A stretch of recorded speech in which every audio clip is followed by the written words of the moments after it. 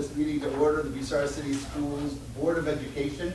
It's September 22nd, 2011. And roll call, please. Dr. Jackson? Yes. Mrs. Stone? Here. Mr. Sheeper? Yes. Here. Here. And we would like to welcome our newest board member tonight, our student representative, Brian Gerger. He's a senior at Bucyrus High School, and he will be talking to us a little bit later in the meeting as well.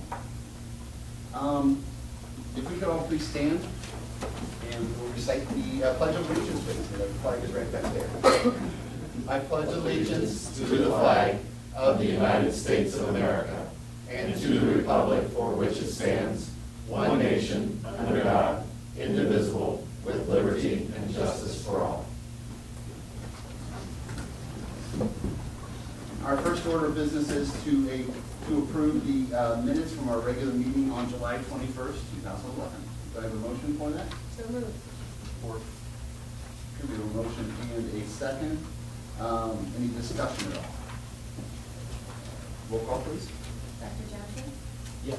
Mrs. Stone? Yes. Mr. Sheeper? Yes. Dr. Hope? Yes. Mr. Wood? Yes, and that is approved. Our next item of business is to approve the treasurer's financial report dated August 31st, 2011. Ms. Jacobs, do you have anything you'd like to say or anything to say about the treasurer's report? You all have it in your packet this evening. There are a few regular items here. One is the certificate of estimated resources, which is in September. The same with the temporary appropriations for fiscal year 12. The other item tonight is the 5-year forecast, and I want you to know that this is just a beginning place. If you're satisfied with where we are with the 5-year forecast, you can go ahead and approve it tonight. If you're not, I know we have a financial work session coming up, and we can wait and send it because it's not due to the state till the end of October. But with the 5-year forecast, things will continue to change as we see the revenues and expenses come in on a monthly basis. I think the items of note for the 5-year forecast, you'll notice that I have projected things pretty flat for 13, 14, 15, and 16. Because if we don't make some rather drastic adjustments in our expenses based on what our current revenue streams are, we will continue to see sizable deficits. And our carryover cash balance will continue to go down. So it leaves us a couple of options: either we go on the ballot or we reduce our expenses. So that's the assumptions that I've used to create the forecast, which is used for you tonight. But this is a snapshot. This is a snapshot of what I can see as of the end of last week. A couple of other items in the financial report I just want to note. We did complete our staffing analysis with the ODE area coordinator. You will be receiving those results in your email coming up this week. Another item is we are actually going through essentially an audit of our Medicare reimbursement. The staff here in the office has been working actually the last 2 weeks to come up with additional expenses. The ODE actually sent us a bill for $22,000 that they would like to have back from 2004, 2005. So we've been scrambling over the last couple of weeks to come up with expenses that were not reported. It all comes from a change in how the state calculated revenues for all of the school districts. So during that time frame. So since we did not have enough expenses that were actually submitted to the state, we are going back now kind of recreating the wheel to make sure that we have enough expenses so we don't have to pay back the $22,000. So we're in that process now. There is a pre-conference hearing on Monday. We were able to get Helen Wagner involved in this at this point. So we'll keep you posted and let you know how it comes out. And other than that, does anybody have any questions about anything in the financial report? I'm we're gonna provide your forecast, the tangible personal property tax. 478,645 for this year, and then gone. Done.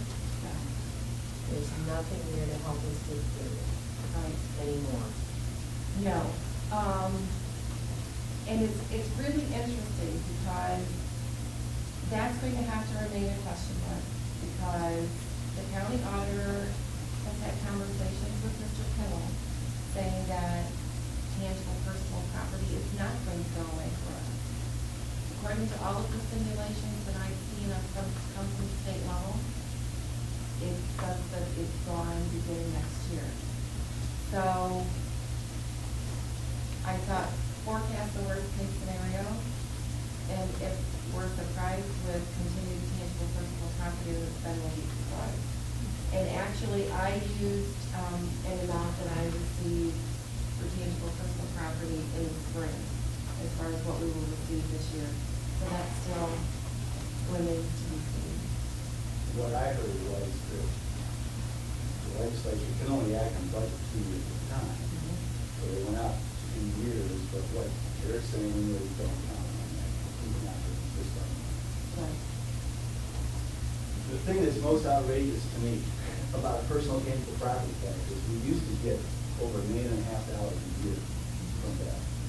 And that was a local tax, local revenues on our business and industry, inventory and equipment.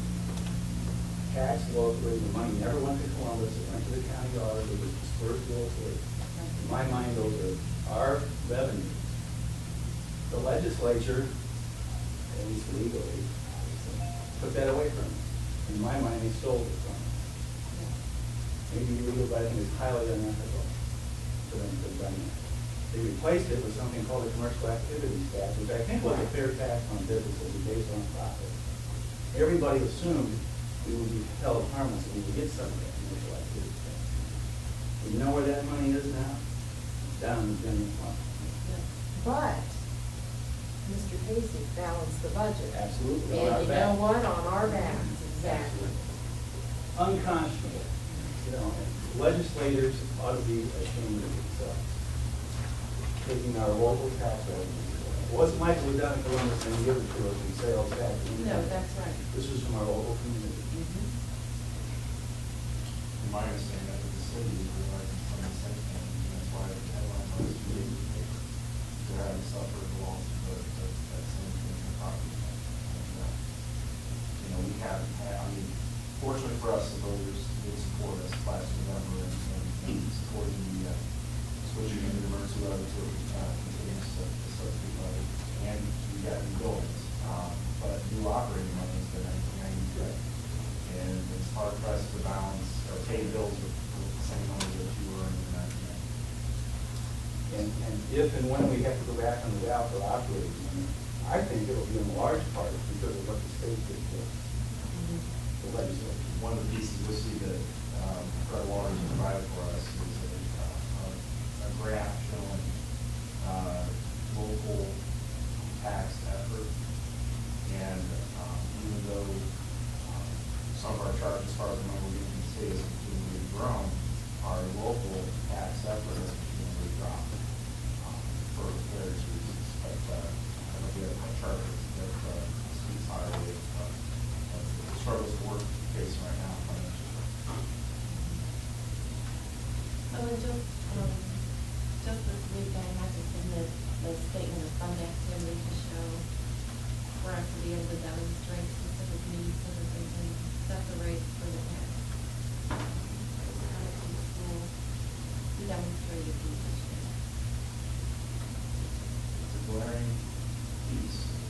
We have 97 in one case, overall in the house in June. It's the highest level we've ever been.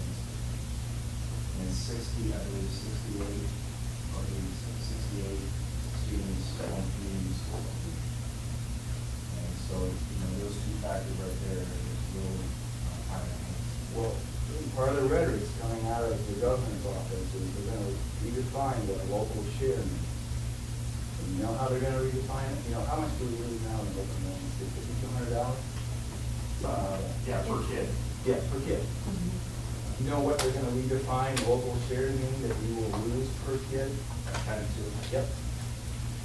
So whatever we're losing in open enrollment out, double it. Right now, our bridge formula shows a negative $424,000 in enrollment adjustments. When you talk community school, are you talking online? Now, the fortunate thing would be approved in a piece tonight that TRACA does give us a percent of that money back, but it doesn't have a So, I mean, if we are to lose the Take Digital School, hopefully we lose the TRACA, and we get a percent of that money back. I believe the way ECOT had set up through Ohio years ago, we had gotten some money back, quite a bit of money, about 3 years ago, and it got cut dramatically 2 years ago, and last year we realized zero payment back from ECOT in Ohio. So, You know what percentage that is? I believe it's in the, might be in the attachment or the exhibit. So, but I'll get that information. No, I'm not talking about all these things which are true facts right now. You're asked on top of this, come up with a 5-year forecast. Okay, you use some fixed numbers, we use some creative assumptions down here, and it looks like we're gonna assume that there's some report action 1.5 million between 12 and 13. And I look over here, personnel services have gone down $1 million there. I'm looking straight up here at the line where it says, unrestricted state grant aid, which is all the money we get for our projected students. And it looks like that number's staying pretty consistent, but what I'm hearing is not the same thing. So Well, how do you? Right now, I treat know this? that there's Yeah. a whole harmless piece that's attached to our state foundation right now. The whole harmless piece means that we will receive no less funding than we received last year. So that's what I know today. Okay. And this could change at any possible point. It But could. the open enrollment numbers and all these other things, we're still going to be held harmless on those. Well, we're still gonna see those reductions, Okay, that's what I thought. but our state aid is going, yeah. Okay, there's a line on the graph here, so. Different line. Well, I mean, it just, I guess my point is, 5-year forecasting is really great for 5 years, but you can see how we can change any of these variables, and we're just dealing with, we're still looking at deficit spending, which is a concern, so, I get, I can find out something tomorrow that will change this entire forecast. On the total expenditures line, it looks like between this year and next, we're anticipating like a $1.6 million reduction in expenditures. How do you If you project don't- that to happen? Okay, Yeah, that's what that line means today. all right. So this is what we're looking at right now. So that would mean some kind of court action to get us there. so you're assuming a board action, I guess that's what I was That's asking, correct. if you're assuming board action in 2012. Or another revenue stream, I mean, I could, Okay. that would be great too. I'm just not seeing where that would come from today. We don't exactly know the impact of the cuts we make on this year yet, all the way. Not all the way. For example, we did not renew our contract with Capstone with $140,000. But we still know that we're gonna have some expenses related to educating those DV kids. So we don't wanna automatically assume $0 where we're spending 144. So we have to be safe to assume some expenses there. We've got a couple kids already within a month of school that they need an alternative placement. Well, that alternative placement, the choice we have right now is $95 per kid. So, we have to be careful with assuming that the cuts that we made in this year that we're gonna realize the exact amount. There's gonna be other expenses related to covering those, because they're just gonna go away. We still have the job of educating the kids, so we're doing the best we can, and right now Dawn's, putting the numbers exactly as what she has it today, and we'll look forward to our board work session. We can get into this a lot deeper and exactly where we stand, what we can do. So then at that point, I'll have the first quarter of fiscal year 12 actual. So that should be some level of indication as to where we should be. I mean, at least it'll give us a better picture from what I need to. And for me, for looking at the finances in this district, and even for Brian, as he's sitting here listening to us talk about $1 million here and $1 million there, you know, it's taken me a long time to kind of grasp what we are here, but all I can compare it to is that if you have a job, and you work your job the same way that you've done work your job, and you found out yesterday that guess what, your paycheck you get tomorrow, instead of getting $15 an hour, you're gonna get $2 an hour. And you still have to make it go as far as you can.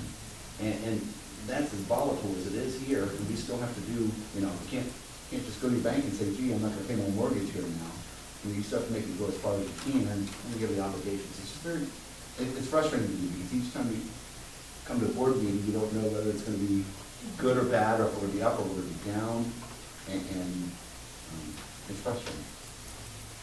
We just wanted to think, I think at some point we need to address this issue of open enrollment. We're not the only ones in the county. So, but I think you mentioned it before, we really need to find a way to stop the students from leaving and or develop some niche programs to attract them. Right. You know, and I don't know if that can build partnerships with industry to help, you know, having some sort of, you know, alternative piece that's attached to education that will help some of the students that don't learn in a regular classroom setting as well. I mean, I don't know if it's addressing those kids and making sure they're coming back. You know, I'm not sure yet what that is, but we really need to look at everything at this point. Okay, I'd like to entertain a motion to approve the treasurer's financial report. So we, Is there a second on that? Support. Any further discussion at all on that motion? Roll call, please. Dr. Johnson? Yes. Mrs. Stone? Yes. Mr. Schubert? Yes. Dr. Hope? Yes. Mr. Wilson? Yes. That is approved. We do have an addendum to the agenda. Hopefully you have it at your places as well. A couple of items on there, and you've had a chance to review it. So I need a motion to approve that addendum as well. Support. Any discussion on any of those items or anything about the addendum? Roll call, please. Dr. Johnson? Yes. Mrs. Stone? Yes. Mr. Schubert? Yes. Dr. Hope? Yes. Mr. Wilson? Yes. And that has been approved. Next, we come to presentations to the board, and I'd like to turn the floor over to Mr. Jeffrey, our athletic director of the strategic plan.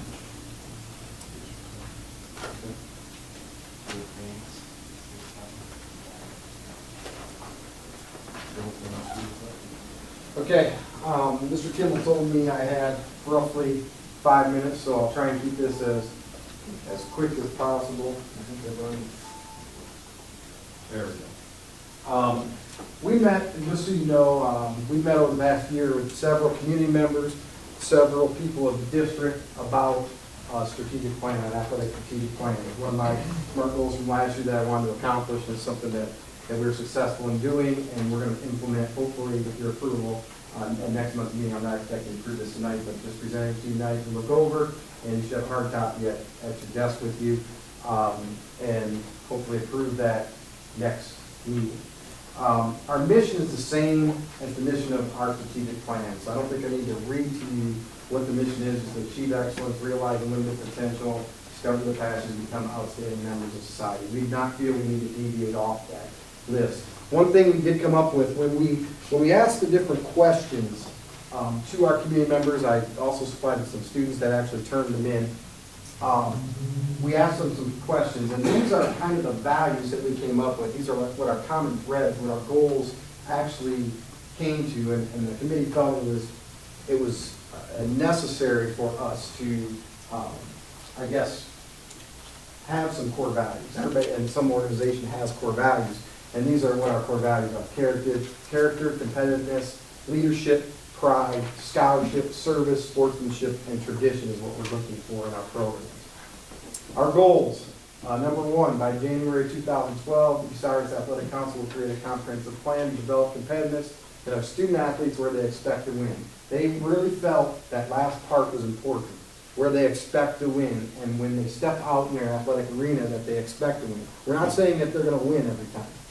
We're saying that we feel that we have a competitive chance to win every time we step out on that field, court, whatever it might be. So that was goal number one. Goal number two was the Bucyrus Athletic Council will complete a thorough analysis of the current facilities and prioritize projected needs and determine actions necessary to provide a superior athletic facility in support of our mission. And that, when we say Bucyrus Athletic Council, just so you understand, we do have an athletic council. We're talking about the community when we talk about Bucyrus Athletic Council, not just the members of the Bucyrus Athletic Council that meet quarterly. Goal 3 was by January 1st, the Bucyrus Athletic Council will design a hiring and evaluation process to attract and retain highly qualified, motivated coaches that have strong character. Number 4, each January, beginning in 2012, the Bucyrus Athletic Council will develop a calendar of events which honors tradition and increases community support and student involvement in the Red Nib athletic program. This was a hot topic about how can we get our community and our kids more involved at athletic contests. How can we get more people to the games supporting our students? And I should say before I step forward on 5, and people that were on the committee, it was not only stuff that was talked about in I would include that in the student activities. This is an athletic strategic plan, but I think that a lot of talk of how can we get more kids in student activities. I know we have some band members here and some parent band members. That was discussed also in that venue. By January 2012, the Bucyrus Athletic Council will develop a process of measurable standards on teaching leadership, citizenship, sportsmanship, and character. I'll get into that later. That's one that goal's got me really excited. And I know when Mr. Henderson went to his first meeting, he was very excited about that also. These, I know it's going to be very hard to see. This is as large as I could get it in a slide. But what this is just the grid, how we're going to accomplish these goals. And the first goal we talked about, like I said, how can we get competitiveness and get our kids to expect to win? Well, we talked about a feeder program. We talked about having field days. They want to institute the field days back into our curriculum and have our phys ed teachers part of that, have maybe one in the fall and one in the spring. And our goal initially is that to maybe for this 2012 in the spring to have one, and then the following year maybe have one in the fall and the spring, to try and develop some competitiveness, keep track of records in the different events. We talked about having some events that aren't going to get kids hurt, whether not throwing shot puts, for example, maybe throwing a softball instead. Those kind of things. Talked about having team phys ed classes. Talked about increasing our numbers in our sports. And like I said, I'm not going to read everything to you, but it's there for you to look at. Then the next one was developing a unified weight room program. I talked a little bit about this at the last board meeting, and we changed, actually, it used to be hire a wellness coordinator, or a weight room coordinator. We changed that to hire a wellness coordinator for the last meeting. I've talked to some different people, and I think we're well on our way. We met again as a committee. We're on our way and looking at some grants and some different community partnerships to getting this off the ground, hopefully, even this year. But we want to implement a universal program and then have somebody coordinate that program and provide professional development, not only for the person that's running it, but also for our coaches so we can sustain the program if funding were to ever stop for it. The next second goal, like I said, was dealing with, earlier, like I said, was dealing with the facilities. And what we're going to do is meet as head coaches and myself and different booster members and try and assess our needs sometime in the wintertime. Our coaches are already required by me for last year. I had them develop a 3-year plan. And what I'm going to do is draw from the 3-year plan and also, I realize year to year sometimes things change.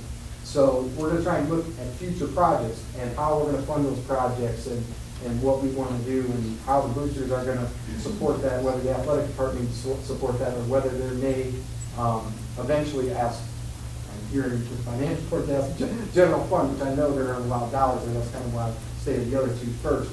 But that process then will go through the athletic council meetings, approve those facility issues that we are going to address for the following year. So that's that one.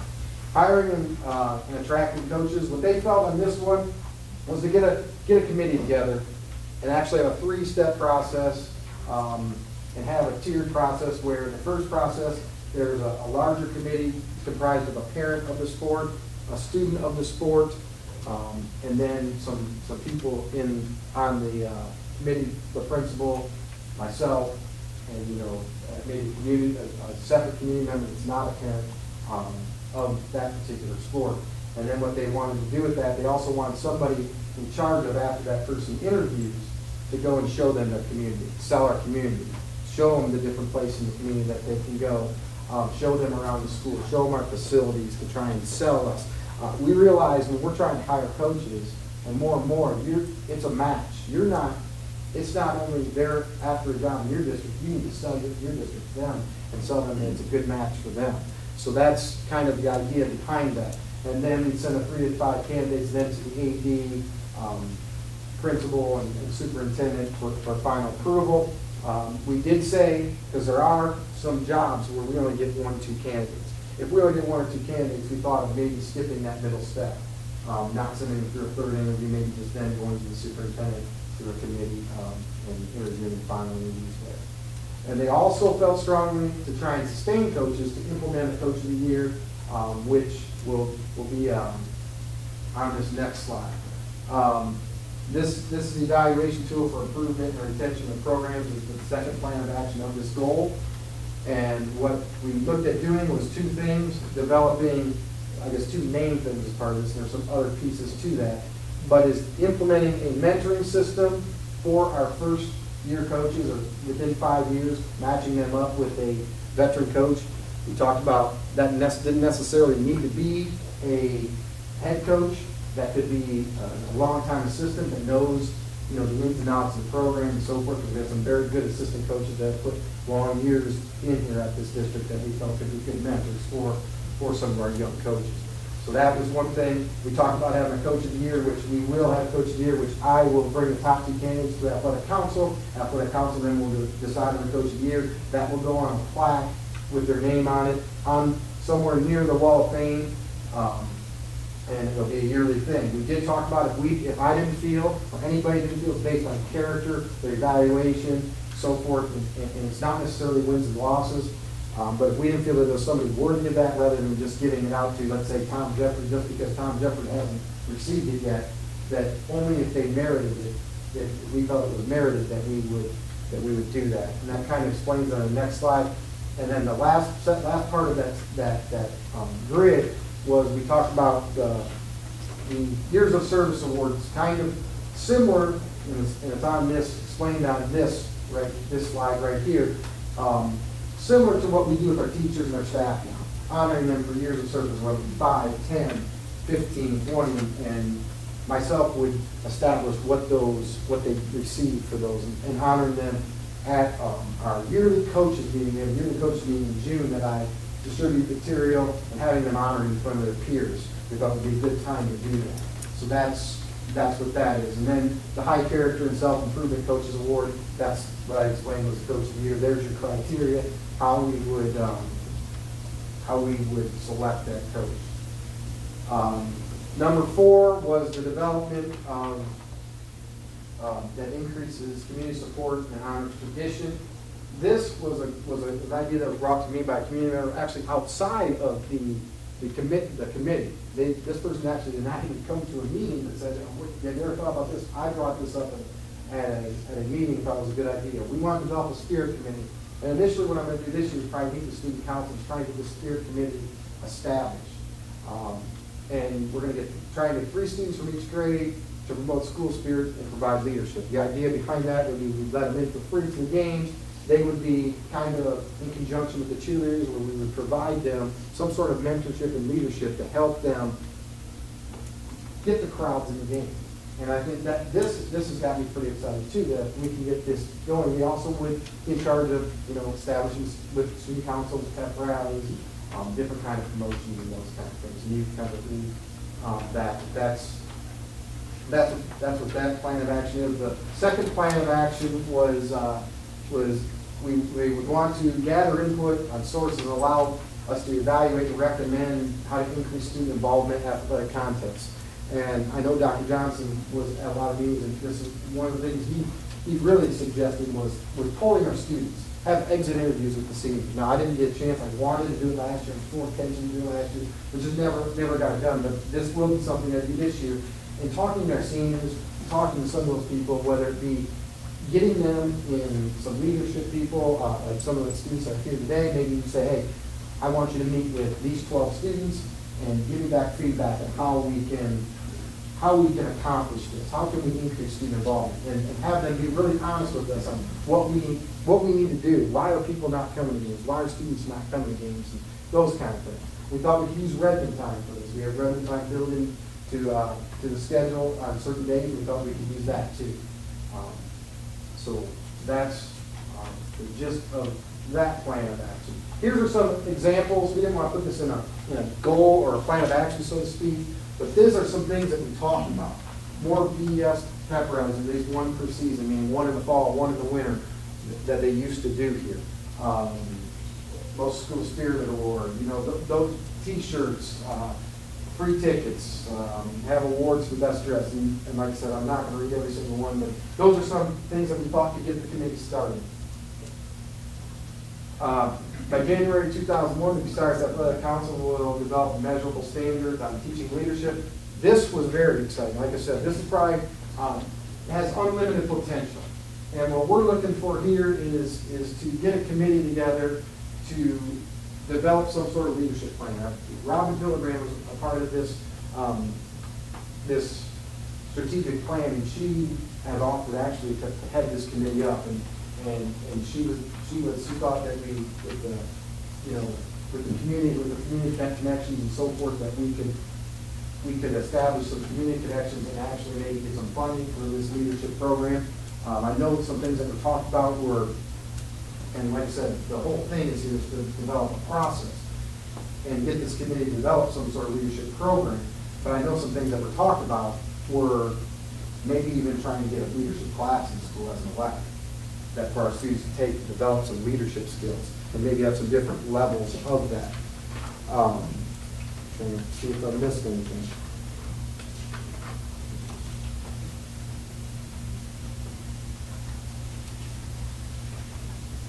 And then lastly, the next slide was there is a Harold A. Meyer, part of the OHSA, Harold A. Meyer Sportsmanship Award, and this just deals with we will apply to that. We will teach leadership, and a lot of this goal, I think we have a lot of things that are related in the strategic plan to sportsmanship, to scholarship, to character. So I think a lot of these things, these goals are intertwined. And basically it's just, we will develop a PowerPoint presentation to apply for the Harold A. Meyer scholarship or sportsmanship application to the OHSA. That's basically the last goal. Here is anybody that committed in any way, shape, or form. Hopefully I did not miss anybody. I think I've got everybody's sign sheet and all the stuff. But these are the people that were at meetings or provided input via email or answered questions for me. All right. If you guys have any questions of me. This is a nice plan. It really is. The only question I have for you is, all your goals are by January 2012. January 2012 is 4 months away. And I hate to see you put yourself under that kind of pressure, and then if somebody comes to you and says, well, you said you'd have this ready to go by January 2012. This is a lot. I don't disagree with that. 4 month period. And I think people that were at those committees, I specifically addressed that question at one of the last committee meetings. I said, I don't know as though, and I think the thought process was we would get started. I think Mr. Kimmel actually said, well, Tom, we would get started on this stuff. Really, this is an we're talking ongoing about a process. process in place. It's not that the goals would all be accomplished by January 2012. Exactly. And That's a lot of process. It is a lot of processing. And believe it or not, just like with our district strategic plan, before we board adopted that, we already had some of the things already started. Tom's already started some of this process. Well, I mean, if he thinks he can get it done, but I would, more power to him. I just think It's going to be a lot of folks that are involved. Just like with our district strategic plan, each administrative board members assigned to a role. What he's going to do is he's going to gather the coaches, have an all coaches meeting, and they're going to assign or ask for volunteers to each of goal areas have a goal leader that will be in charge of the implementation. So we'll be, the responsibility is going to be spread out, and then ultimately it will go back to Tom and then to the athletic council to check and make sure that they're making progress. So, you know, Because I asked that question too, Cindy. I said, how are we gonna get all this done by January of 2001 and everything? Said that, should we move the dates? And that was the response of most of the committee is that we will work towards these. We have the process of working towards them. We have the process in place to do those things, have people heading these things up to start the process. And like I said, some of that stuff we've addressed. One of the things in there was professional development for our coaches. That's back in their budget this year. Some of the things I have addressed already as we were going through the process. I thought we need to start taking steps to move towards this. That's fine, I just didn't want to see behind the eight ball before you even got started. I feel like I There you am to some go. degree. I know our goal initially was to have this to you by May. We met, I think, the first time around this time last year, and our goal was to meet in May so we'd have it adopted by the school year. You know, with time schedules and different things, people not being able to meet meetings. We had to skip a couple meetings, a month here and there, and, you know, it was a struggle. We had a lot of people involved initially, and then, you know, as summer got going, we saw, there's different people, but we get, 10, 15 here, 10, 15 there. And I really want to thank everybody publicly that was involved in it, because it was a good experience for me, and as far as some of the things that came out, it was, I think, truly can benefit our district and our kids. And I think this leadership thing, that last goal, is not only going to benefit our athletes, and I know this is an athletic strategic plan, and that's what it's geared toward, but I think that can go well beyond, that can benefit all of our students. And that's when, I know Mr. Henderson came in the springtime, and things like springtime or summertime, for one of the first meetings, and he was really excited about that goal and the potential of different things that we can do with that goal. I really like that leadership that goes through this, and I know Crawford 2020 vision is all about leadership, and we kind of thought if we do this, one of the things that maybe Bucyrus would focus on is leadership development, and why not have a leadership class or a leadership high school curriculum out there that would benefit the student body and the administration and everyone. And I'd say a lot of colleges, universities, and employers are looking for those soft skills, and leadership is all about that. And yeah, there are natural born leaders, but a lot of it can be learned in the thing. I think it would be cool to have a leadership class.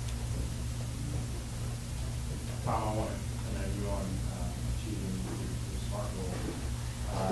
Little do you know, Tom had that as part of his SMART goal from last year, is to engage the community and develop an athletic strategic plan. I know how much work goes into it. I did the same process 10 years ago when we switched from the NOL to the NCC. We want to make sure that we have things in mind, make sure we run our programs effectively at that point. So we went through the same process, and so now they call this probably the other duties, along with transportation, all those other fun things. Put this together, it takes a lot of work, and we appreciate that. Okay, thank you. It's time for Mr. Kimmel for commendations. I'm going to refer this to Mr. Roll, and I'm going to help him, but Mr. Roll is going to recommend this, so I'm going to assist him with this.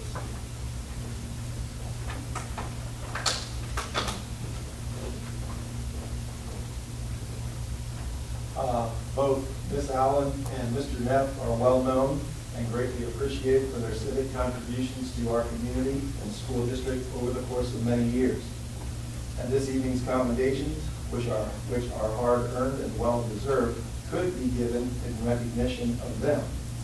However, on behalf of our Bucyrus Elementary School students and staff, I would like to publicly recognize and thank them for the work that they do nearly every early morning on our school grounds when they, while walking their dog, pick up the litter that careless others leave behind before any of our staff and students arrive. This act demonstrates their care of and pride in our school property, and for this we are grateful. It's one of those things that each morning I know our custodians appreciate the fact that they do this. It is one of those things that I'll say nearly no one sees, but it's very important to help keep the aesthetics of our property up.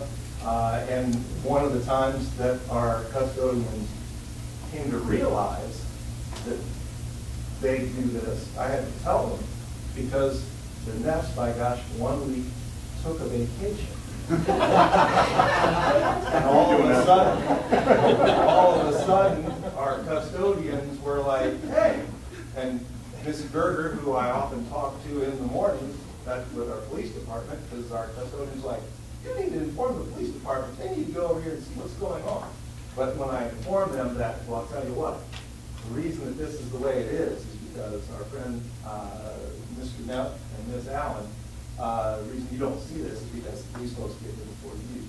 And so for that, we thank them very much. And we'd like to have them come up.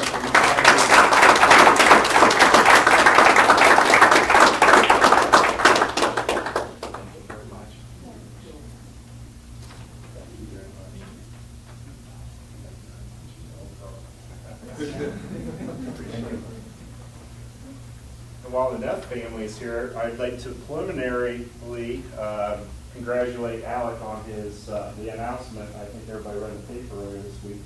National Merit Scholarship semifinalist. And the reason he's not being acknowledged tonight is because we're waiting for additional good news as he goes through this process. So preliminarily, good luck, or congratulations, and good luck on the next steps.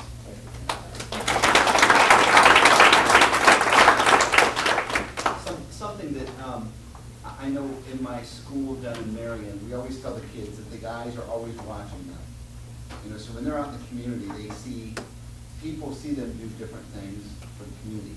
I can tell you that when I'm driving at 6:15, 6:20, sometimes 6:30 in the morning down there, I see the Neffs out walking their dog, and I have seen them pick up trash. Not only, obviously they do it in our building and grounds, but throughout the city as well. The people have left on the sidewalk, and we appreciate that very much. The eyes are always watching you, and you never know who's gonna be watching you. But I mean, it's always a neat thing to see. People always take pride in it. So thank you very much. Committee reports. Don't feel obligated. Yes. Yes. we can give you an out if you'd like. So. Yes. I was in Columbus all day. I haven't eaten dinner yet.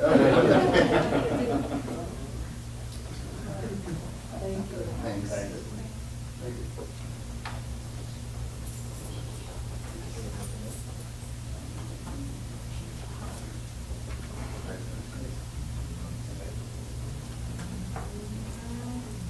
Our first committee report, legislative report. Mrs. Stone. Okay, I really haven't gotten anything through the email except some information regarding Senate Bill 5. Senate Bill 5, you will now see on your ballot as issue 2. If you like Senate Bill 5, then you want to vote yes for issue 2. If you do not like Senate Bill 5, then vote no for issue 2. Pretty much the end of my legislative report. But, which kind of goes with it, but not really, but I'm going to throw it in here anyway. This month, my American School Journal, I don't know if you guys get these, because mine comes from Pioneer, so I didn't know if everybody got it or not. You guys get it? I think we got it. I mean, we got it yesterday. Yeah, I haven't had a chance to read it, but it all has to do with bullying. And I started looking through it, but I want to personally, I haven't said a whole lot about the Speak Truth to Power program that's coming to our district. But I want to personally thank all of you on that side of the table, because without your diligence and your open-mindedness to look at this program to bring in for Bucyrus, it wouldn't be happening.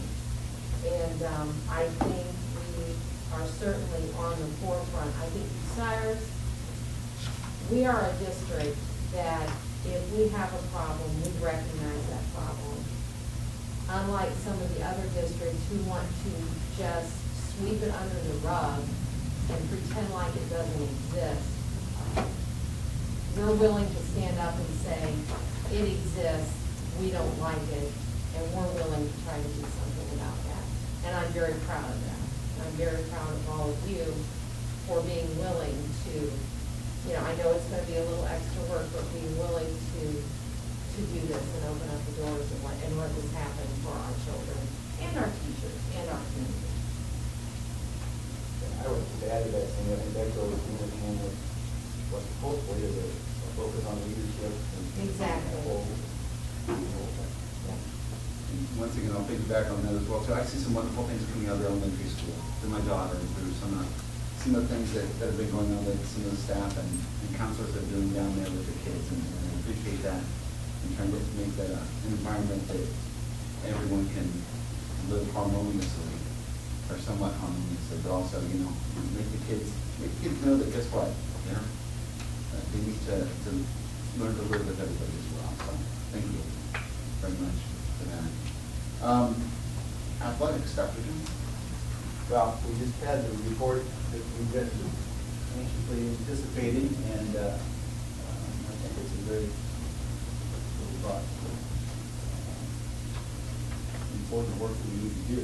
So again, I just want to thank Tom for that. I think that's an important document for us to work with. Just a couple things. I think everyone in here received notification through letters that Charles Ribbon Booster Club is actually going through a membership drive presently, and they sent out that to the community members. And I would encourage everyone who has received that to think very seriously about supporting our booster clubs this year, and make your contributions to support, to help them with their drive this year. And the other received was from that time of year again, the 7th annual reverse raffle. Is going to be held not till November 12th, but tickets are still available. And if you haven't received notice of that, you can contact Terry Hirschler or Mr. Jeffrey, and they'll be glad to make sure you get a ticket for the reverse raffle. Also, I think this Saturday there's a drive for your school. Tom? Yes. I need a comment on that? Yeah, would you please? What that is, Downey Ford, Coach Greg Moore actually found some money in the basketball program. Downey Ford, actually the Ford Motor Company actually is the one that provides the funds for this, but we're partnering up with Downey Ford. Downey Ford is bringing all their vehicles and sales people, but they're instructed not to give any kind of sales pitch to any kind of community member. So all it is you test drive a vehicle, a Ford vehicle, and our Bucyrus Athletic receives $20 for every vehicle that is tested, up to only one person per household. So my wife and I could not get $20 each, and if we wanted, we both drove, we were able to drive if we want to, but we don't receive $20 between the two of us. Additionally, if you would drive any other vehicle, let's say an Explorer or something of that sort, and then drive their Ford Focus, we receive an additional $10. Up to 300 people that can test drive. So the amount that we actually can receive for just the test drive is $8,000, just on test drive alone. Now we partner up with the community. We've got a day full of different activities. WQEL is going to do a live feed from the secondary site. Our girls basketball team is doing a car wash. Jeff Fisher and Coach Harvest are doing a speedball type thing. We're going to clock people with a radar gun. There's going to be a basketball shoot. There's going to be different community, I know there's going to be ice cream there, kettle corn. There's different community businesses that are getting involved. But once again, thanks to Robin Hildebrand with a tremendous help in this. She contacted a lot of community businesses, got them involved, and they're going to actually sell everything from candles to this. I mean, I know there's a lot of different things going on. Yeah, I apologize for not mentioning everybody, because I don't have this directly in front of me. But I think there's like 10 to 15 local businesses coming along with some of our sports that are doing some things, fundraising, concession stand, the whole 9 yards. So we're trying to make this a community event and trying to get people to come out. I know WQEL graciously donated free Browns tickets, So if you go there, you can put your name in a hat to watch the Brown, Cowboys games. I don't really know if I want Browns tickets. I know Mr. Henderson wants Browns tickets. But no, but yes, it'll be a nice day, and I know that they donated a digital camera, that's gonna be raffled off. So there's a lot of things, a lot of potential raffle items and different things that have been donated that we will raffle off. So we're looking for a good turnout. I think I failed to mention time, 10 to 3, and 3 on Saturday. And the whole goal is told us that we can do this again in spring. So hopefully if we do this well now, we can come back in spring and raise even more money for us. That's very good. All hands up, like, appreciate it. Well, I assume that Coach Fisher and Coach Hargis will be checking the speed of baseballs and softballs and not the people driving their cars. Yes, let's hope so. Thank you. And any questions for Dr. Johnson or Mr. Sheeper here about athletics? Okay. Pioneer, just done. Pioneer just started school right after Labor Day because of all the work going on over there. If you had a chance to go over, it is looking so good. The renovation it's a pain, as we all know, renovations are, but it's going to really be nice when it's done, and it's looking sharp. So. Any further questions about Pioneer? Dr. Johnson, student achievement. Well, the curriculum and instruction committees have combined and merged, and we're going to have our first meeting on November 1st. Yesterday, you may know that there was an article in the paper about the, I guess it was almost a countywide initiative. 700 or 800 staff members which gathered over in MOS to hear a series of speakers, and I've gotten good feedback from it. In fact, Mike Smoker was up at Bowling Green today, speaking to a lot of prospective teachers as well. So that was well received. Yeah, that's about all I have. Also, fall OGT will happen in the middle of our next board meeting, I believe. It'll be Thursday, so that's coming up. I know the kids are feeling the pressure a little bit, the teachers are feeling the pressure, I'm feeling the pressure, so we're all in the room together. So great. Any other questions for Dr. Johnson on student achievement? Okay, Dr. Hope, wellness. Okay, well, I'm going to just piggyback on what Sandy was saying about bullying. There is a wellness meeting, I'll get back to that. There was a wellness meeting last Friday. I was unfortunately unable to attend that. But in the last 4 years, wellness has progressed to a point to incorporate and collaborate and work with all these other ideas and concepts. So we're looking towards, we have a backpack program, we're worried about bullying, we're looking toward goals, we're working with people with drug abuse, so all these other things.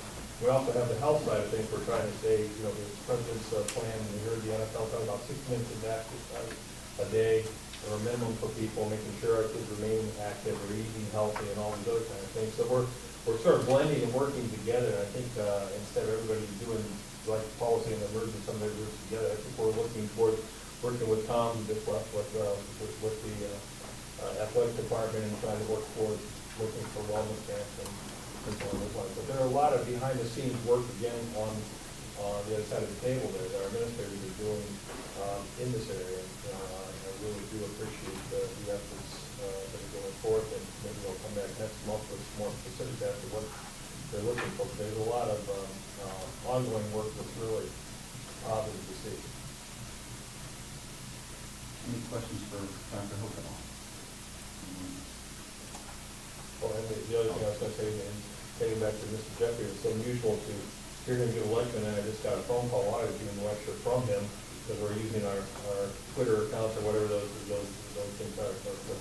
I got a call from Kevin on the thing. I'm getting phone calls from people not talking to him anymore. It's amazing. As soon as I hit the gavel to open the meeting, I looked down and there was a phone, and this is from Bucyrus City School. I'm going, what is going on here? So he's really been multitasking. I got smart 4 o'clock, I see you check the roads. Oh, okay, yeah. I'm in town. I'm in LA school, the fog is not that bad. I'm waking up. Something about the backpack program. I know that that I've tried to do whatever I can on that, but they mentioned to the elementary staff as well, or just some people do that. You know those bags you get at all the conferences that we go to, the OSBA and that type of thing too. So if you have any of those extra ones lying around, if you're not using them for anything, feel free to bring them over to the elementary school to give the backpack program, because I know some of those are probably wear out real quickly, but I'm thinking, yeah, I've got a ton of them, and I went through just last year's, I think there were 5 or 6 of them that I had in my little thing. Pardon me? Yes, they do, that's what they said. So, I mean, they could probably use those, and, I mean, if not, they can use them for something else, but, I mean, it gets them out of your hair, and hopefully, you know, if they need to use them, they'll be available. I know I had a burlap one, maybe a Honeywell one that was a real nice one, that still had everything in it from when I got last November. I mean, had all the pens and the papers and everything else. I hadn't touched it since then. I was like, okay, let's dump this out. And so consider doing that, or if the administrators in the conference kind of get their stuff. Okay. I will, okay, that's right. What is that, your bag? Okay. Bags and there's little mints. That's what I want. The mints, we'll just put those in. So, okay, great. Thank you very much. And now we have our student representative, Mr. Brian Gerger. Good evening, I'm Brian Gerger. I'm a senior at Bucyrus High School. I'm currently the president of National Honor Society. Recent things I do in school, like baseball, I'm running cross country. I'm currently the president of marching band as well, I love marching band. Other bands, I'm in concert band, pet band, I'm in X band also, for jazz band. I'm in a group called Percussion Project, which is more like a stock group. I'm also a varsity basketball player, so kind of being myself as a versatile. But 2 summers ago, I was Bucyrus' rep for the Q O'Brien Youth Leadership Seminar. And last summer, I was a delegate at Buckeye Boys State. A couple of things that really opened my eyes about leadership and stuff, like we were talking about earlier. I'm also in Science Club, and I am a 14-year member of our city's 4-H, Crawford County 4-H Club. I'm also, I work at Wendy's. Do you sleep?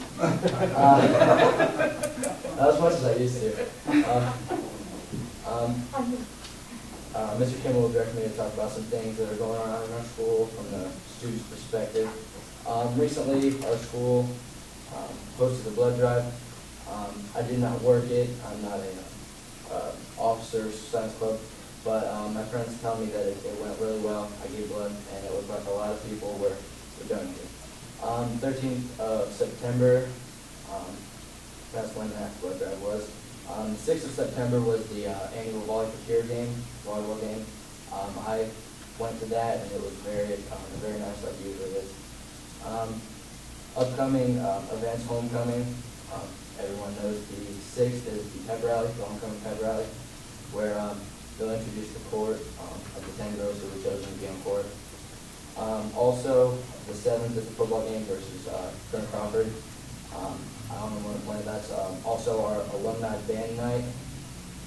All alumni who have been in band are welcome to come play on the field with us. It's usually very fun. We usually just play hang on school team, the ball train and stuff like that.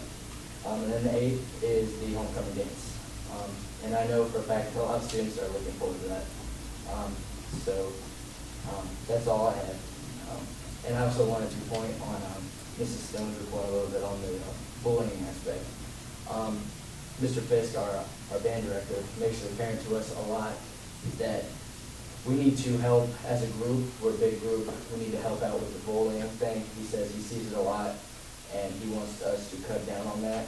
And as a big group, we feel that we can really put an offensive on that in our school. And actually seeing it for myself in our hallways, it's really helped. I've seen a lot more improvement on that. So thank you. Are there any questions for Brian at all about it? I will mention, for some reason I have a comment for everybody's report, but also during homecoming weekend, during the football game is the 25th class reunion for Bucyrus and Colonel Crawford, and they're playing each other that evening. I'm a member of Colonel Crawford class in 25th, so I'll be in attendance there, and then we were having our class reunion on Saturday both together. which is kind of cool. We Isn't get to that do sweet? at the Elks, so which is last year we had 3 schools involved, and one of them decided that they wanted to have their own this year. So that's fine, but or the 20th, but we're all meeting. I think that's really neat that we can do that and join together instead of especially during the football game. So, or maybe you may see me on the Bucyrus side with my Colonel Crawford jacket that night. If I could wear it. That won't be happening. We won't have to worry about that. Cheering for the Redmen, you know, part of my bipolar self or something. But I do like the band. Yeah, initiative that's awesome. Because I think there's a lot adults can do, but adults want to do so much. And it comes from the kids and the peers. I think that's a very positive. That's a large group to give them. And I think being able to stand up for someone will empower you. Mhm. And it will empower you, and that's important. I want to say that takes a lot of courage. Yes, it does. For students to do that, to other students. It's difficult with adults when we're in meetings to say things to our colleagues. And students can do that. I really do commend you and the rest of the group for doing that.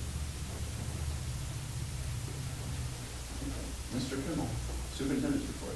First of all, I'd like to welcome Mr. Gerber to the board. And, you know, he obviously is a perfect example of what we want to see in our students. And talk about well-rounded, I mean, involved in any and every activity he can, always a positive role model, and has not shied away from the top rigorous courses that we have in our building. And like I said, I sat down with him. He's going to be our student representative in the first semester because he has government right now. And the expectation is that he takes this information back and shares it with his government class and is able to bring questions and concerns that the class has, not just his government class, but it's by the whole back to the board and to be able to give a student perspective to the policy procedures that you're looking at as a board of education. So really welcome him into this position through January, and then starting February. He also will be with us. He has government second semester, and he'll be our student representative through the second semester. So appreciate Sandy bringing this idea back 2 years ago, and we started with Mr. Field last year, and then with Mr. Gerber and Mr. Dawson in the spring. I think it's going good. I'm so happy we got it started. So, I do appreciate this, and so with my report, I'll try to keep it short. It's been a tremendous month, a tremendous week, and yesterday was outstanding to have the collaborative effort with 6 Crawford County school districts together to bring Dr. Smoker and Dr. Daggett in to talk to our staff. We reassure the staff that the vision and direction that we're heading education and instruction is the right path.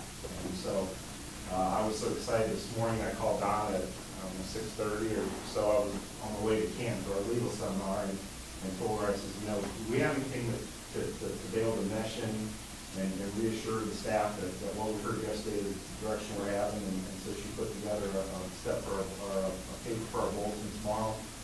And just 2 points I'd like to point out.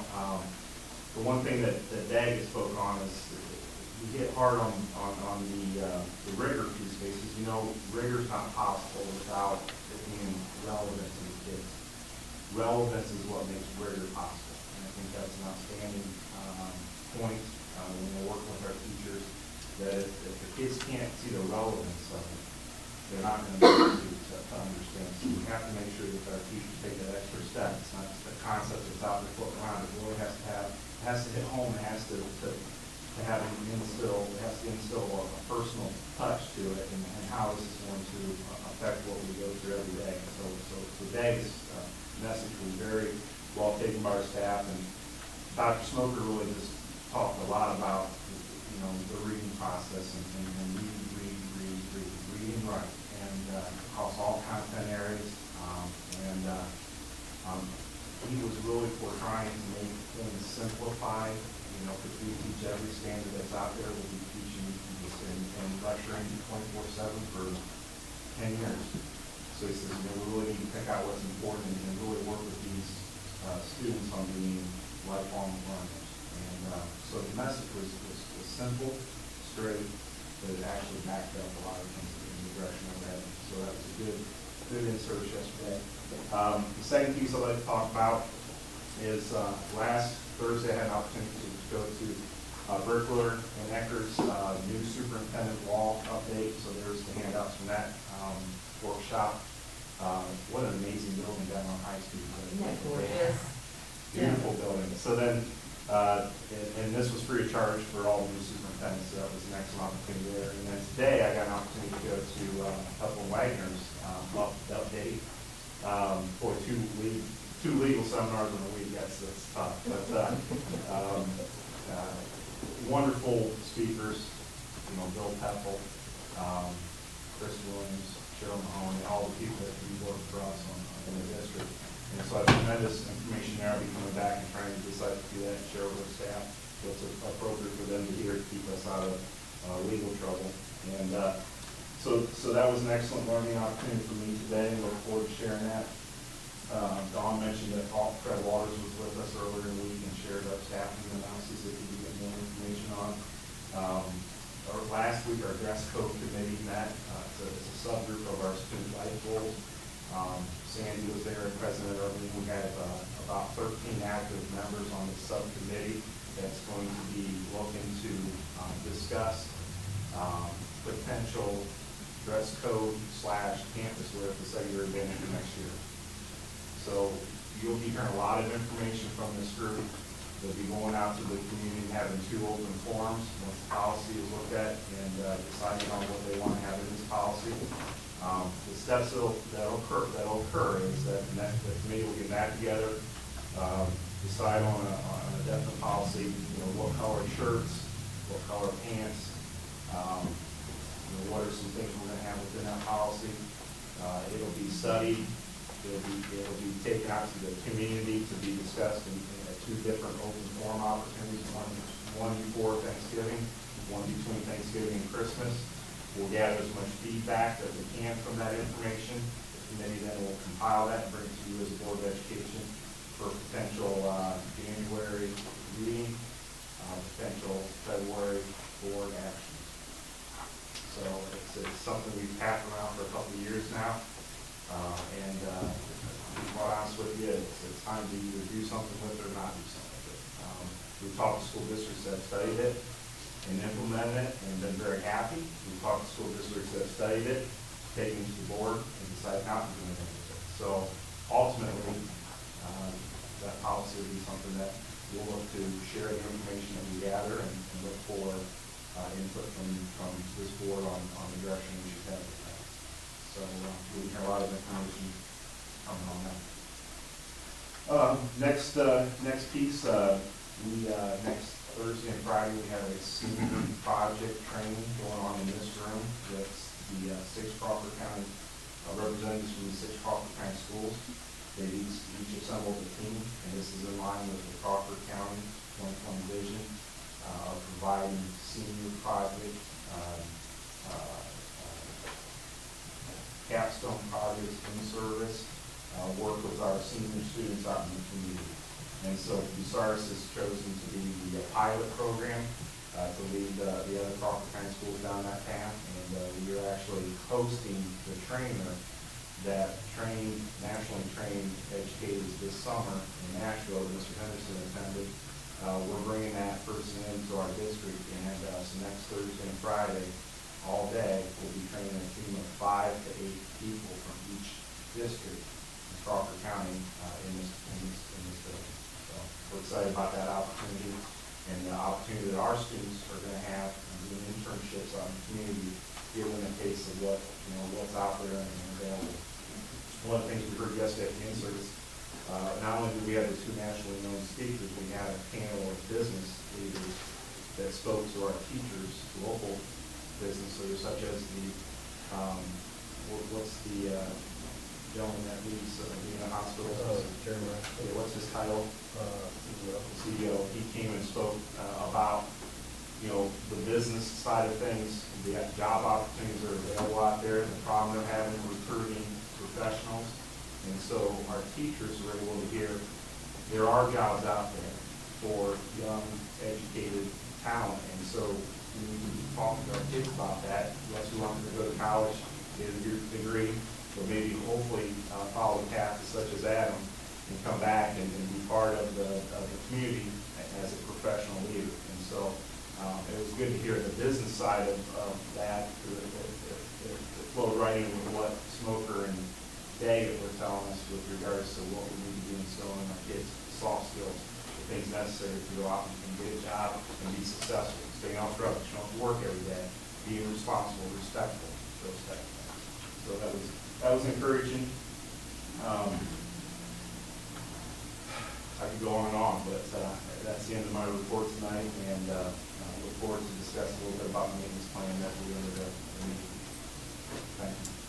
Any questions for Mr. Kimmel?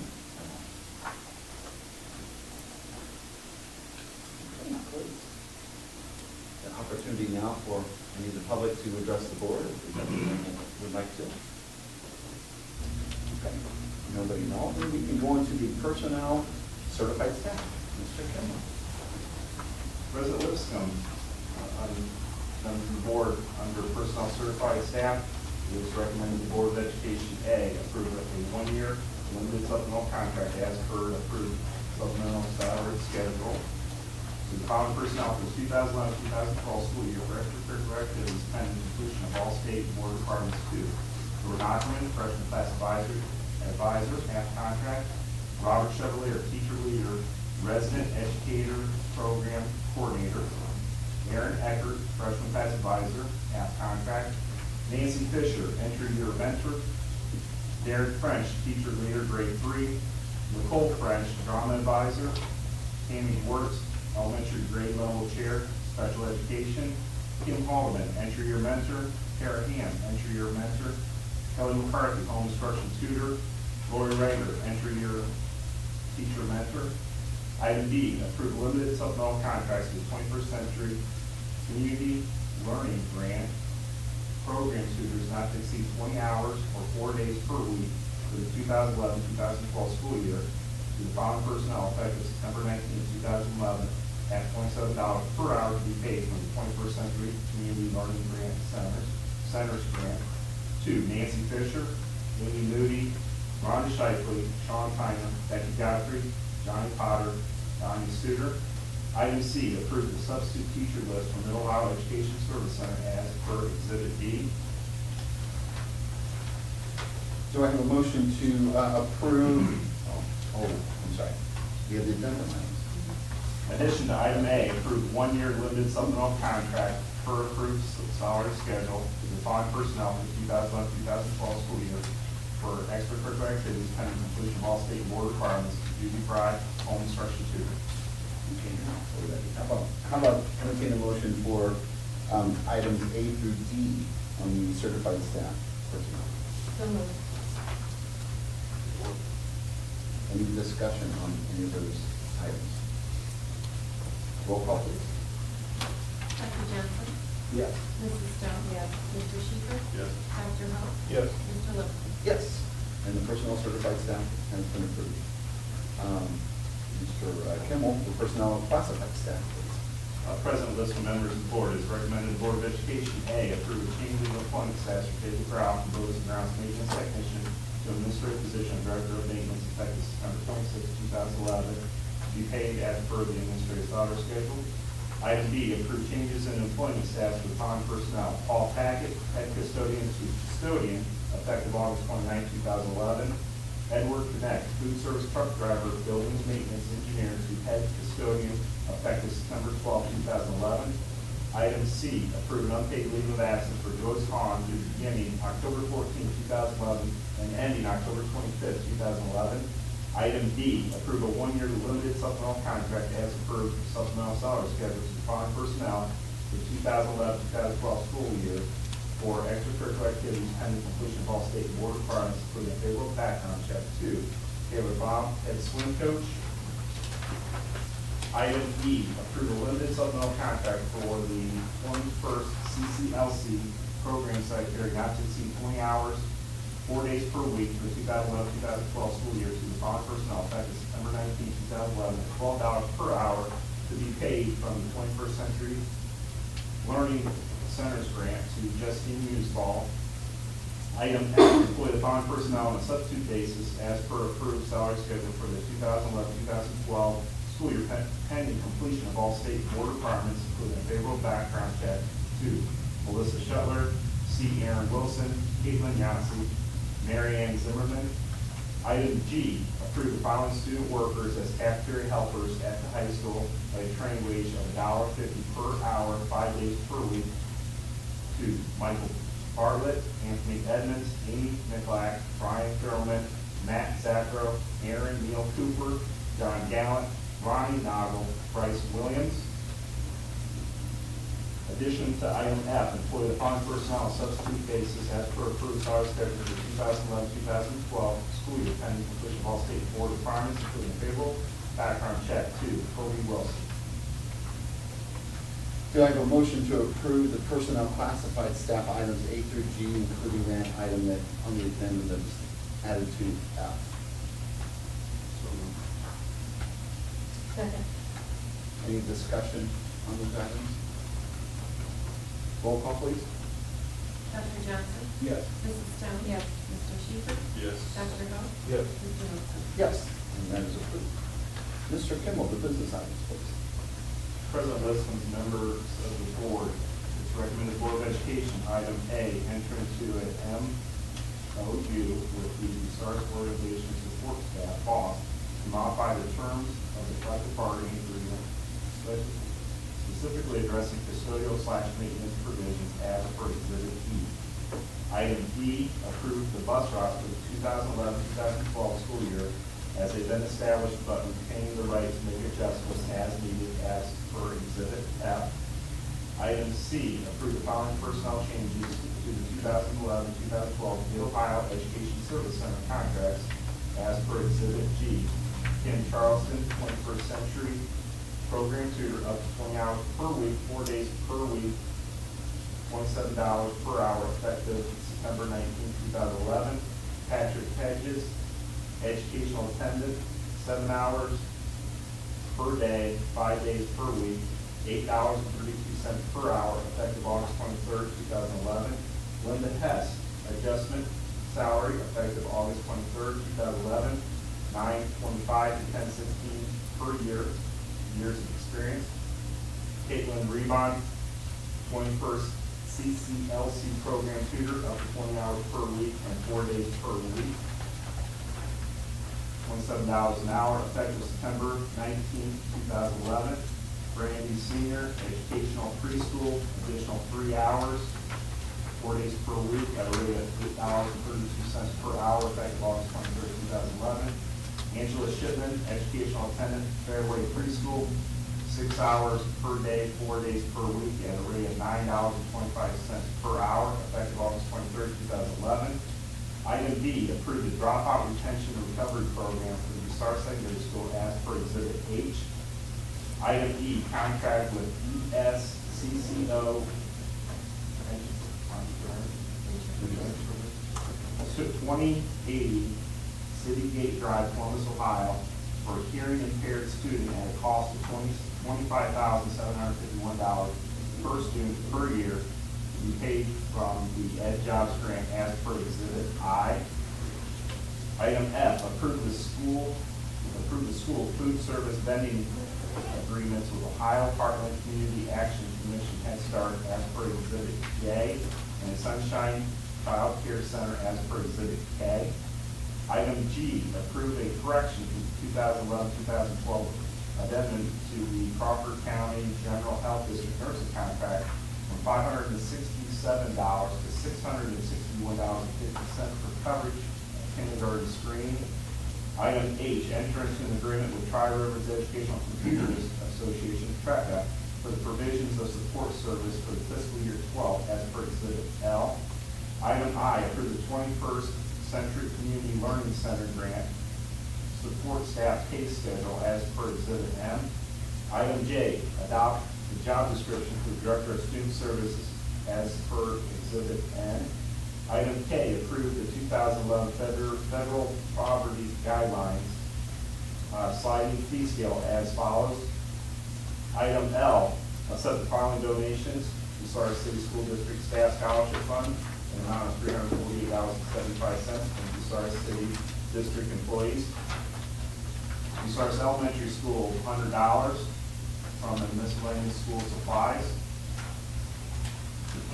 In addition to IBC, approved the following personnel changes to 2011-2012 Middle Ohio Education Service Center contracts as per Exhibit G, revised. Deborah Barker's 21st CCLC program adult literacy consultant, not to exceed 100 hours, $27 per hour, effective August 23rd, 2011. Deborah Barker's 21st CCLC program student activity trips consultant, not to exceed 100 hours, $27 per hour, effective August 23rd, 2011. Robin Showers, 21st CCLC program tutor, not to exceed 3.5 hours per day, 4 days per week, at a rate of $27 per hour, effective August 12th, 2011.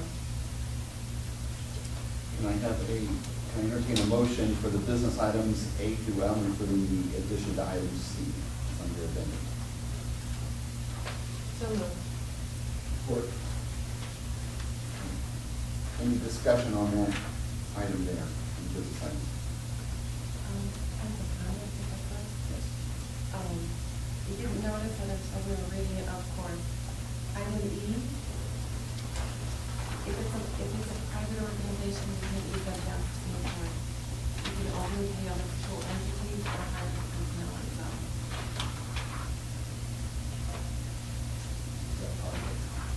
I don't know. The word, it can, what do you say that? That full item, Okay. Well, can I ask, is it gonna make any difference? I mean, we have to do it. it's a required service that we have to provide. But the only thing that we, ESCCO, Educational Service Center of Central Ohio. we're fine. We're fine. That's another educational entity. Right. But I never saw their name that way before. Because they used to be, they are now ESC Central Ohio. Okay, sorry. Good question. It should be fine. Any other comments or emergencies? I'm glad you're looking at that. Thank you very much. If not, roll call, please. Mr. Johnson? Yes. Mrs. Stone? Yes. Mr. Sheeper? Yes. Dr. Hope? Yes. Mr. Wilson? Yes. And those items have been approved. Finally, discussion items. The elementary and secondary maintenance plans as per Exhibit O and P. each of you have the plan on your flash drive. I do have the hard copies here, I'll pass it around. Just a couple items to consider. First of all, Jerry Durr, who put the plan together, is meeting with myself and Jake Brown next Thursday, September 29th, to discuss the details of the plan. There's a lot of information in there, and as I try to comb through it, I need some help in deciphering some of the information, and Jake does also, so Jerry's going to come down, especially explain to us the software side of it, that we can track the maintenance at each building as far as the schedule of the filters that need to be replaced, the preventive maintenance schedule that we need to adopt. But all that's laid out in both those plans. In summary, the plan provides custodial information as far as cleaning and ground services. It provides a financial tool with budgetary and total cost of maintenance. It provides the capital renewal funding needs, maintenance costs, maintenance staff requirements, implementation strategies, application of industry best practices. It's funny how we're hearing best practices that we're hearing a lot of healthcare. Suggested priorities and maintenance performance measurement strategies. So there's a lot of information in there. This was a program that, because we added an additional $500,000 on our bond issue, we're receiving roughly $67,000 per year in our maintenance account.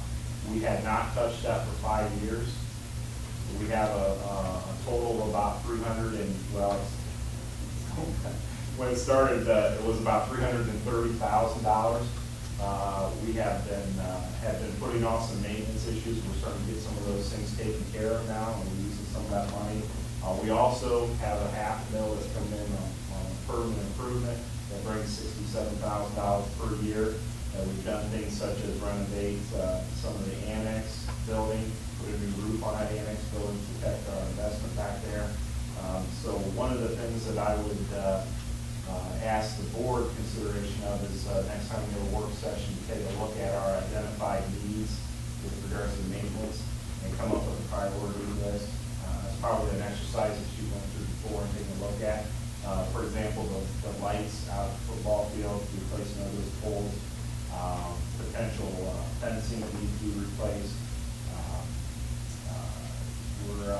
We're in a position where some of our snow plowing business is going to have to be outsourced because of the equipment and manpower that we don't necessarily have. So road materials and overlays are going to pull on those outsourcing pieces.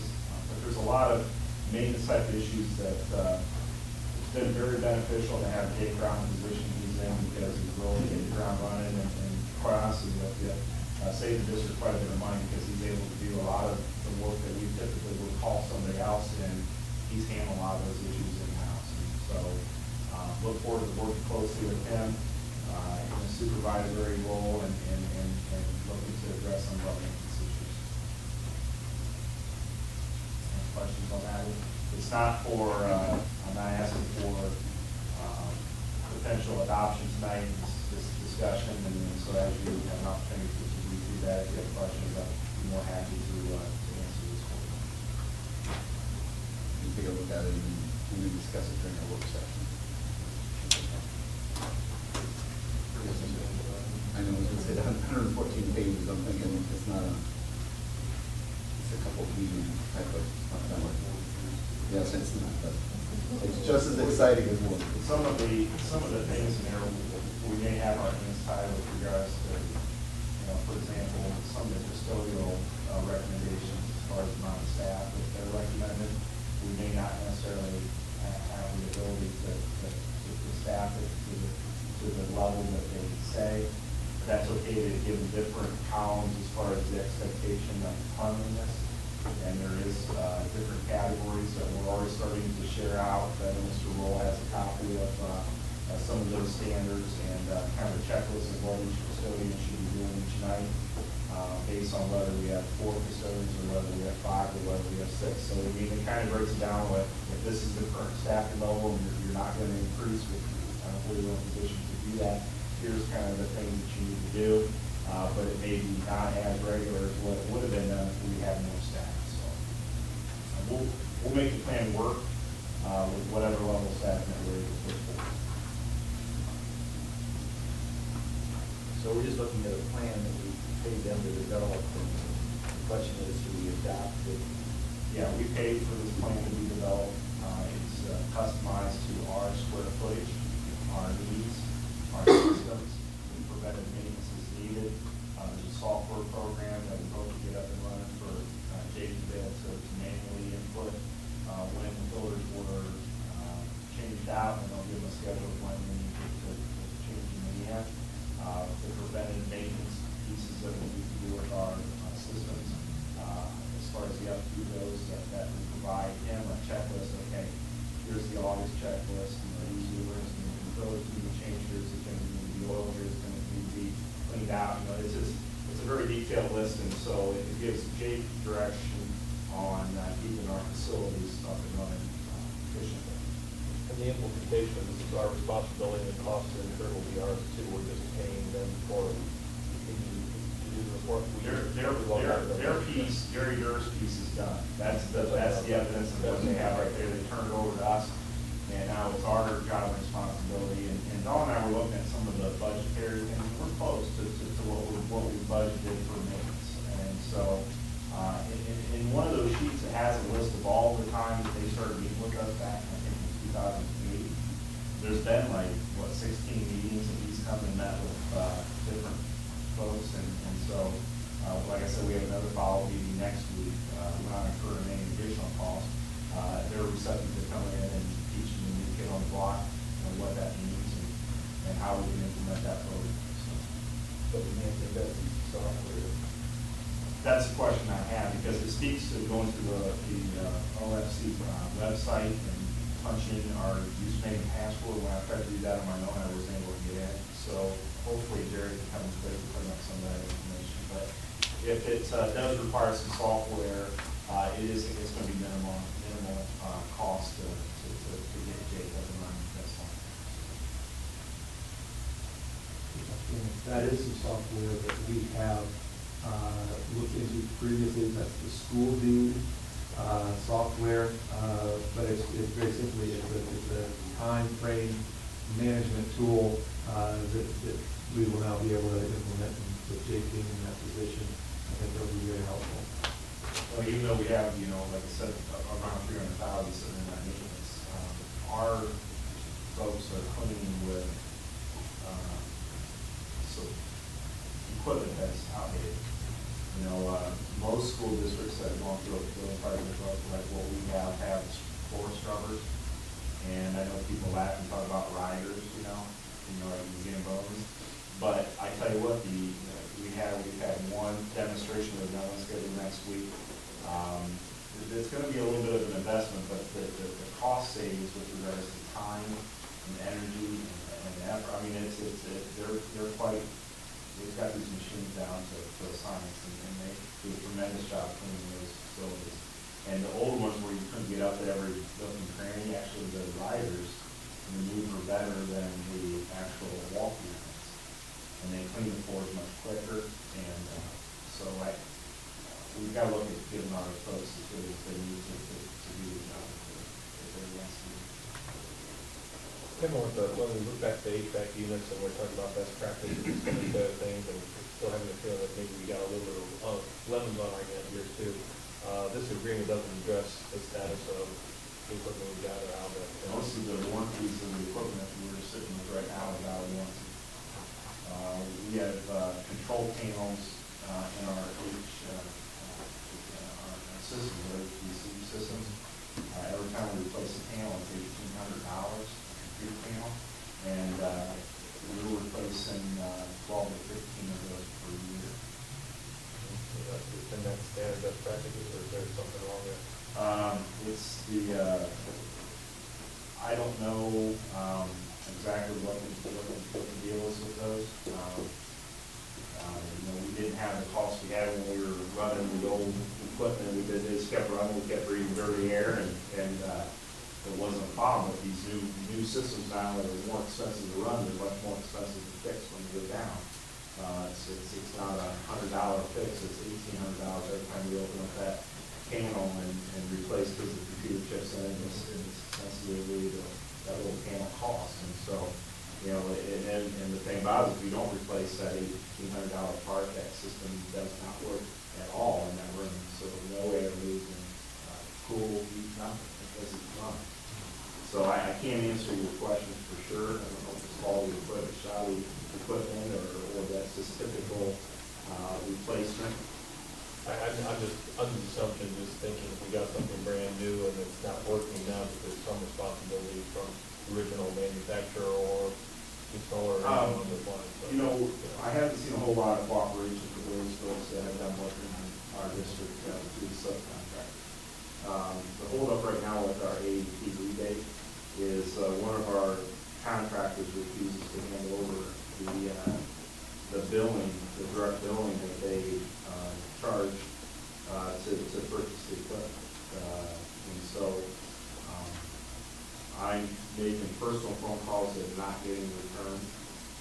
Emails are not getting responded to. And so the next step is trying to solicit help from Fannie and Howell and see if they can twist some arms to get some of this information. Because right now, our AEP rebate is dead in the water until we can get some of this direct billing information. Engineer excellence has had work to try to get all the paperwork in line, and I've seen the emails, I've seen the documentation that they've been attempting to try to get this information corrected from the folks that are working on buildings, and we're not getting much cooperation. I would think we are. We need to say some, we only contracted with the state contractors. So we didn't contract with those buildings. They don't have to do this one. But engineering excellence has offered to pay their administrative rate to copy that document and give it hand over to us and then facility fees. So, it's tough for me to make a call, to call our legal firm to step in and do something, because I know that we're on top and how to pay. So, that was an update as of Friday into Monday, so I have some more work to try to do tomorrow, and my next step is calling Steve Manning of it, Cameron County, trying to get some help from them. They've been pretty good. I've been seeing those guys, I haven't had them involved. I've been trying to get straight with them. One thing though, from the wellness point of view, these systems are the most appropriate that we have in terms of measuring humidity, CO2 levels, things of that nature. And this, the fortunate side of it is having these capacities where we have healthier climates, but with that, as opposed to the old open the windows, close the windows, we're dealing with very much more sophisticated, machinery than we've had in the past. And that's the biggest issue is the operating costs. We never anticipated the operating costs of these systems to be to the extent that they are. And it can't be the only district that's experiencing issues with this. Because how would a district be able to afford to continue to operate systems that continually are having breakdowns? So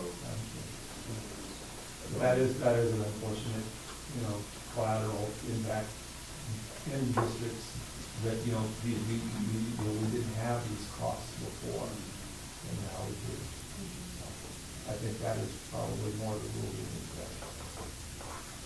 Yes, we have the new facilities, but the operating costs, that can be problematic for districts.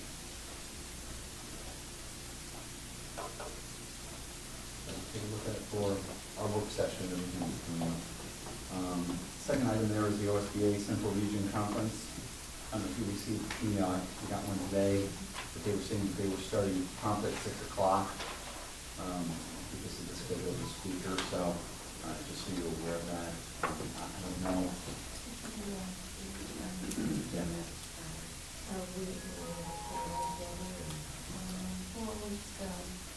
Right now we're at We can register up till, the email said we can register up to Sunday night, but we're gonna try to get the registration in tomorrow. I've gotten a correspondence with Paul, he's the one, I'm going.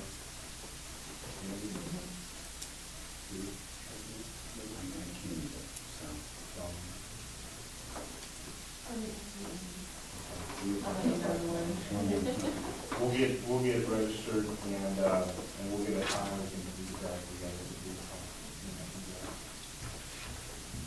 Final thing, I guess, limited discussion, but I'm not doing a discussion or announcement, but just trying to come up with a date for our work session. That's the last thing I had on my here. So, what dates? We originally had the 15th, and Dr. Johnson had a conflict on that, so we have another date that will work for everyone. I mean, first, just not going earlier than 8 because Dawn and I are attending that financial workshop on the 12th and 13th, so I don't know the 22nd.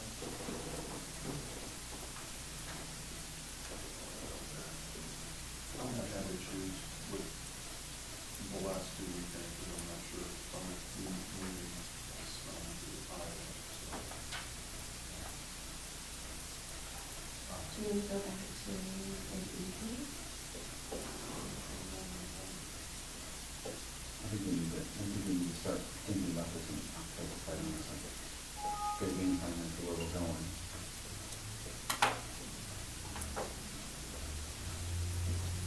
What nights don't work for people? Wednesday nights don't work well for me.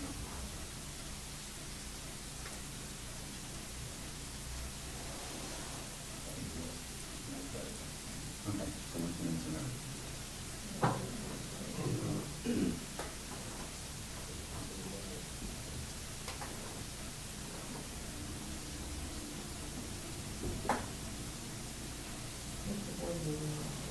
That is the 27th.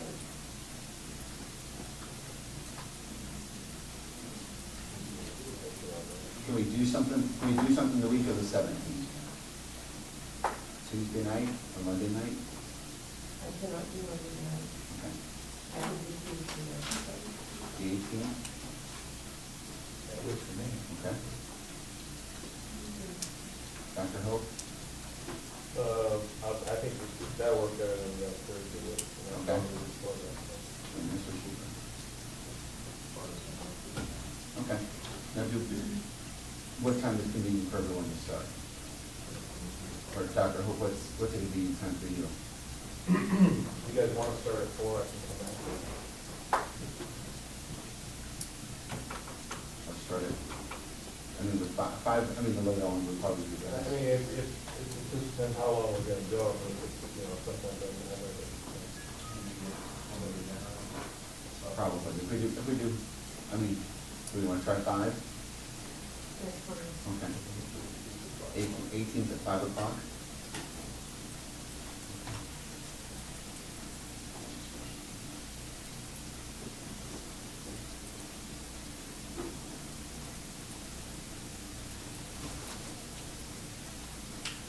Okay. Any other items or communications, announcements that need to be brought before the board? Or for the community? If not, I will entertain a motion to adjourn. So moved. Second then.